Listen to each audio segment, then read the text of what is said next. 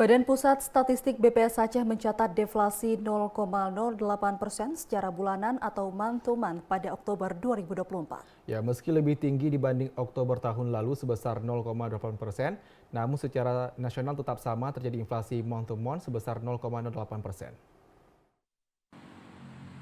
Badan Pusat Statistik BPS Aceh mencatat deflasi 0,08% secara bulanan atau month-to-month pada Oktober 2024.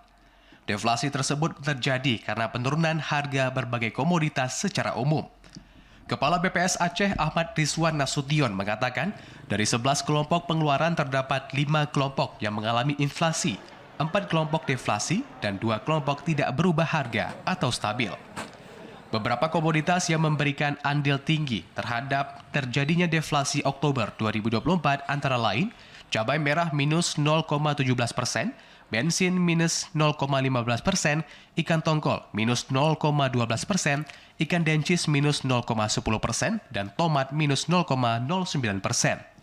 Sementara beberapa komoditas yang mengalami kenaikan harga antara lain sigaret kretek mesin 0,38%, emas perhiasan 0,36%, tarif air minum PAM 0,32%, bawang goreng 0,17%, dan minyak goreng 0,15%.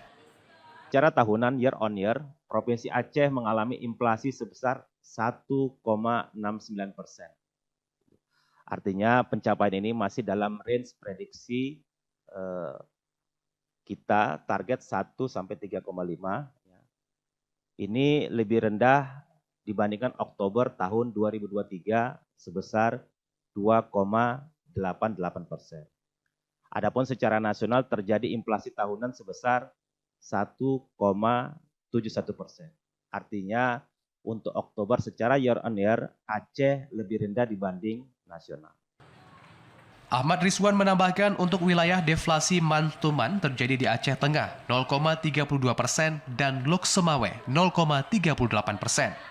Sedangkan daerah lain mengalami inflasi yaitu Melabuh 0,04%, Aceh Tamiang 0,05% dan Kota Banda Aceh 0,09%. Disebutkan inflasi secara tahunan atau year on year paling tinggi tercatat di Melabuh 2,39% dan terendah di Aceh Tengah 0,67%. Dari Banda Aceh, Fajariana, TV Aceh melaporkan.